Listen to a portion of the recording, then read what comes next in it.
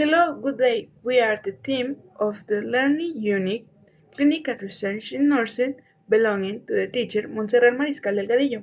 The members are Yarexi, Guzman, Paola, Jimenez, Arcelia, Lopez, and Miroslava Martinez. Our poster entitled Nursing Care Process focuses on patients with Bartolinitis and surgical wound infection from the perspective of Dorothea Oren. By way of introduction, Bartolinitis is a pathology characterized by obstruction and inflammation resulting from an infection in the Bartholin glands, which favor the formation of abscesses that manifest with genital pain, dyspareunia, and hyperthermia. It is prevalent in women aged 20 and 29 years, affecting about 2% at some point in their life. They are often treated by invasive procedures such as marsupialization, creating post-surgical infection. Because of this, we focus on the perspective of Dorothea Oren's self-care deficit theory, which emphasizes the importance of self-care education as a central pillar in the prevention and management of Bartolinitis with non-invasive treatments. Our objective, which coincides with the PICO research question, is to employ Dorothea Oren's self-care deficit theory in patients with Bartolinitis who present with surgical wound infection after marsupialization, implementing the supertype educational care system.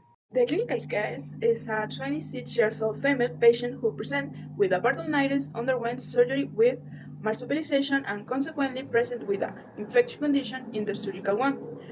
We identify a self-care deficit related to a sedentary lifestyle secondary to physical restriction due to previously fractures that contribute to overweight. Her capacity for self-care and interest in recovery is affected by episodes of low self-esteem, depression, anxiety, and deficit knowledge for the approach to Bartolinitis. A systematic review of the most updated information was carried out in which interventions for nursery care plans were identified, managing to compare significant differences between the approach to Bartolinitis in different continents, where the first choice treatments are not invasive and implement complementary alternative medicine. For the diagnosis of acute pain, interventions such as the use of anti-inflammatory drugs, antibiotics, and analgesics were identified. The selection of a method of stimulation, comfortable and easily accessible to reduce pain and inflammation, such as hot wheel compresses, immersion in a bathtub, sitz bath to provide heat, as well as changing the site of hot or cold application if relief is not achieved. Massage, meditation, herbal drinks, and hydrotherapy are recommended for comprehensive pain management, and avoid using ointments or powders not indicated by the physician on the surgical wound.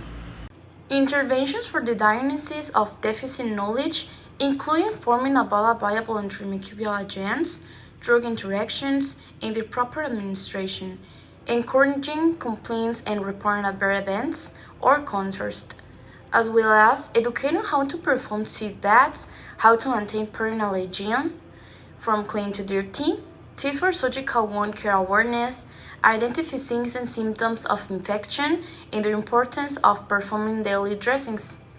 These activities are related to the improvement of other diagnoses such as the delayed surgical recovery. In relation to this, results are obtained where symptom control for the diagnosis of acute pain increases from the rarely demonstrated to frequently demonstrated. For the diagnosis of delayed surgical recovery, the outcome of the level of self-care goes from moderately compromised to not compromised. And for the diagnosis of deficit knowledge management of acute ailments increased to be moderate to expensive. The study concluded that in other parts of the world, the first choice treatment for Bartolinitis focuses on avoiding invasive procedures and prevent infections.